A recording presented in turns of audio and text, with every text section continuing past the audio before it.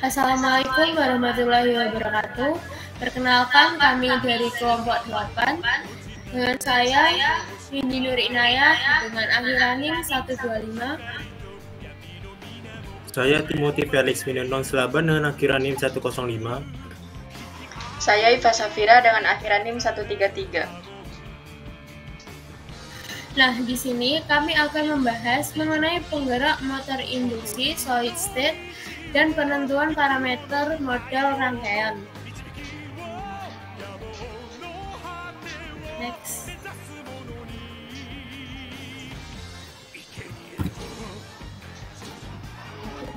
Tujuan pembelajaran. Yang pertama, memahami prinsip kerja solid state variable frekuensi induction motor drive. Yang kedua, menganalisis berbagai pola hubungan tegangan frekuensi untuk kebutuhan beban yang berbeda. Yang ketiga, menjelaskan teknik pulse width modulation atau PWM dalam mengontrol frekuensi dan tegangan output. Yang keempat, menentukan parameter model rangkaian motor induksi. Penggerak motor induksi solid state.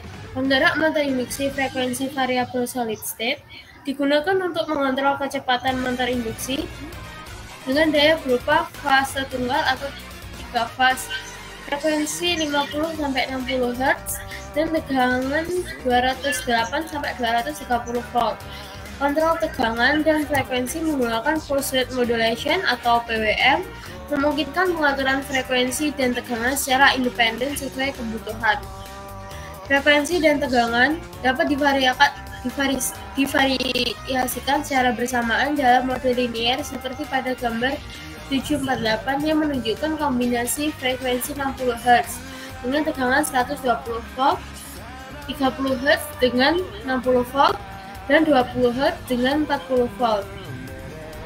Frekuensi output dapat disesuaikan secara manual atau dikontrol dari jarak jauh, memungkinkan integrasi dengan komputer atau pengontrol proses untuk pengaturan otomatis. Penggerak ini memiliki fitur perlindungan motor yang mencegah kerusakan dengan deteksi arus berlebih, tegangan tidak stabil, serta kelebihan beban yang dapat mematikan motor secara otomatis. Nah, di sini untuk gambar 748 yaitu kontrol tegangan dan frekuensi secara simultan dengan bentuk gelombang PWM 60 Hz 120 volt.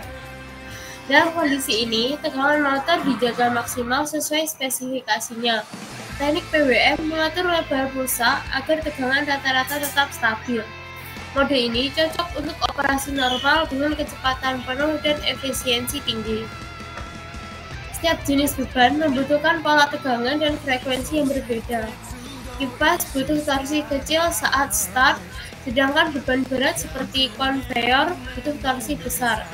Karena itu, drive menyediakan beberapa pola tegangan atau frekuensi untuk menyesuaikan torsi dengan beban. Drive ini juga dilengkapi proteksi otomatis terhadap arus berlebih, tegangan tidak stabil, dan thermal overload. Nah, di sini untuk contoh pola tegangan frekuensi.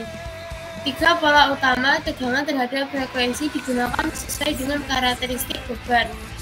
Pola standar gambar 749 mengubah tegangan secara linear dengan frekuensi untuk kecepatan di bawah kecepatan dasar dan mempertahankan tegangan konstan di atasnya. Yang kedua, pola torsi awal tinggi gambar 750 memberikan tegangan lebih tinggi pada frekuensi rendah untuk menghasilkan torsi besar, tetapi meningkatkan saturasi magnetik dan arus magnetisasi. Penggerak motor induksi menyesuaikan frekuensi secara bertahap secara kecepatan berubah, menjaga kestabilan dan mencegah gangguan operasional. Nah, pada gambar 751, torsi awal lebih rendah dibandingkan pola lainnya. Pada frekuensi rendah, tegangan output lebih kecil sehingga torsi yang dihasilkan juga lebih kecil, menghasilkan start yang lebih halus.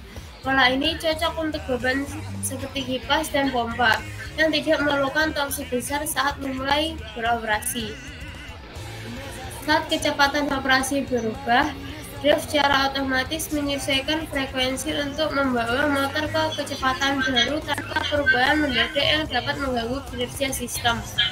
Meskipun terjadi perubahan kecepatan terjadi secara tiba-tiba, drive tidak langsung melonjak ke kecepatan baru, melainkan menaikkan atau menurunkan kecepatan secara bertahap. Motor induksi memiliki fitur melindungi dan mematikan motor apabila mendeteksi kondisi beban berlebih, arus sesaat yang berlebihan, tegangan lebih, atau tegangan kurang.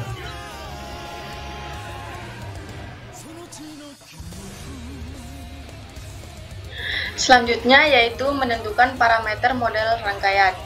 Rangkaian ekuivalen motor induksi digunakan untuk menganalisis respon motor terhadap perubahan beban. Nilai parameter seperti R1, R2, X1, X2, dan Xm ditentukan melalui pengujian. Pengujian dilakukan dalam kondisi yang terkontrol sesuai standar. Yang pertama yaitu uji tanpa beban. Uji tanpa beban bertujuan untuk menentukan rugi-rugi rotasi motor, gesekan dan angin, serta mengukur arus magnetisasi. Motor dibiarkan berputar bebas tanpa beban eksternal, sehingga daya yang dikonsumsi hanya berasal dari rugi-rugi mekanis dan magnetisasi. Pengujian menggunakan wattmeter, voltmeter, dan ampermeter yang terhubung ke motor induksi, seperti pada gambar A. Nah, pada kondisi tanpa beban, rangkaian ekuivalen motor dapat disederhanakan seperti gambar B yang di samping yang terdiri dari R1, X1, Xm, dan Rc. Daya input menentukan rugi-rugi rotasi dan impedansi magnetisasi, di mana sebagian besar daya digunakan untuk membentuk medan magnet. Yang kedua, uji DC untuk resistansi motor. Dalam uji DC, tegangan diberikan ke belitan stator, seperti pada gambar C, sehingga hanya resistansi stator yang mempengaruhi arus yang mengalir. Karena arus mengalir melalui dua belitan, resistansi total pada jalur arus sebesar 2R1, sehingga resistansi stator dapat dihitung dengan rumus R1 sama dengan VDC dibagi 2 dikali arus DC. Yang ketiga, uji rotor terkunci. Pengujian dilakukan dengan mengunci rotor, memberikan tegangan AC ke stator, dan mengukur tegangan, arus, serta daya seperti pada gambar D. Karena rotor diam, slip sama dengan 1, sehingga rangkaian ekuivalen motor dapat dipresentasikan seperti pada gambar E, yang menunjukkan kombinasi seri X1, R1, X2, dan R2. Resistansi rotor dipengaruhi oleh frekuensi uji, di mana frekuensi rotor dalam operasi normal lebih rendah, 1-3 Hz. Sementara frekuensi uji biasanya 50 atau 60 Hz. Sebagai kompromi, frekuensi uji yang digunakan umumnya kurang lebih 25% dari frekuensi pengenal. Aplikasi solid state drive dalam industri. Yang pertama, HVAC system. Drive digunakan untuk kontrol kecepatan kipas dan pompa, mengurangi konsumsi energi hingga 30% dengan pola tegangan per frekuensi soft start. Yang kedua, konveyor dan mekanisasi pabrik, yang pola tegangan per frekuensi torsi tinggi pada gambar 750 tadi memungkinkan tar underloadnya halus untuk beban berat seperti konveyor, menggantikan motor DC karena rendah perawatan. Yang ketiga, pompa industri, yaitu pengaturan kecepatan variabel menghindarkan water hammer effect melalui akselerasi bertahap.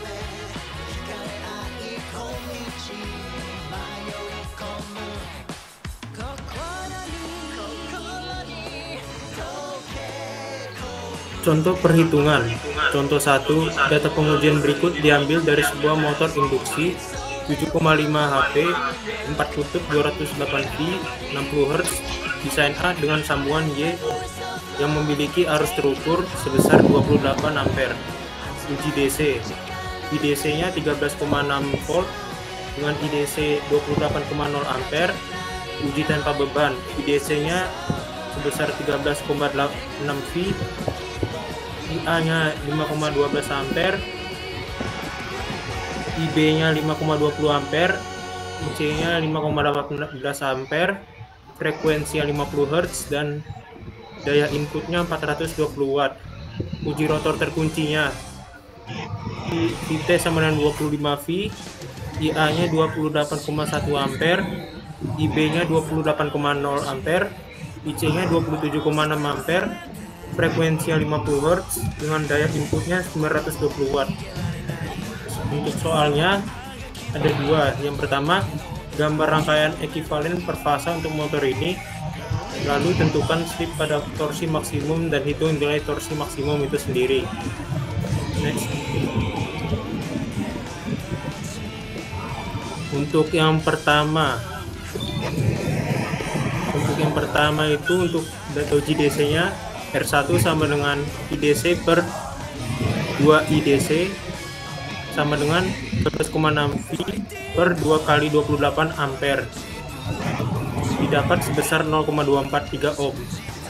Dari pengujian tanpa beban, IA fix-nya sama dengan 8,12 ampere ditambah 8,20 ampere ditambah 8,18 ampere per dibagi 3 sama dengan 8,17 ampere. Lalu untuk VNL-nya sama dengan 208 V per akar 3 didapat 120 volt. Lalu ZNL sama dengan 120 volt per 8,17 ampere sama dengan 14,7 ohm. Ini adalah X1 tambah XM. Lalu jika X1 diketahui, maka XM dapat dihitung. Rugi-rugi tembaga pada stator adalah PSCL sama dengan 3I2 R1 dikurang 3 kali 8,17 ampere akar 2 lalu dikalikan 0,243 ohm sama dengan 48,7 watt.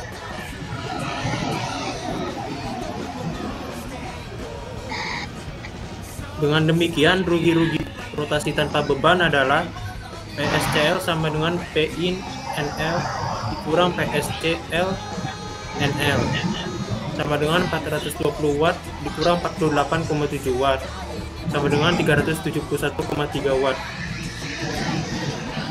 Dari pengujian load rotornya yaitu ILAC sama dengan 28,1 ampere ditambah 28,0 ampere ditambah 27,6 ampere dibagi 3 hasilnya 27,9 ampere. Impedansi load rotornya adalah ZLR sama dengan IS per IA sama dengan VT per akar 3 IA didapat 25 V dibagi akar 3 kali 27,9 ampere hasilnya didapat 0,517 ohm. Selanjutnya ini untuk gambar rangkaiannya dan di sini didapat hasil jawabannya. Kesimpulan, penggerak motor induksi solid state dengan kontrol frekuensi dan tegangan menggunakan pulse width modulation PWM memberikan fleksibilitas tinggi dalam pengaturan kecepatan dan torsi motor. Sistem ini memungkinkan penyesuaian yang efisien sesuai jenis beban serta mengatur akselerasi dan deselerasi motor dengan aman. Perlindungan terhadap beban berlebih dan tegangan abnormal meningkatkan keandalan operasional. Sementara itu, pengujian motor induksi tanpa beban penting untuk mengukur efisiensi motor dalam kondisi tidak ada beban, termasuk daya input, arus magnetisasi, dan rugi-rugi rotasi. Drive ini menawarkan fleksibilitas kontrol, proteksi otomatis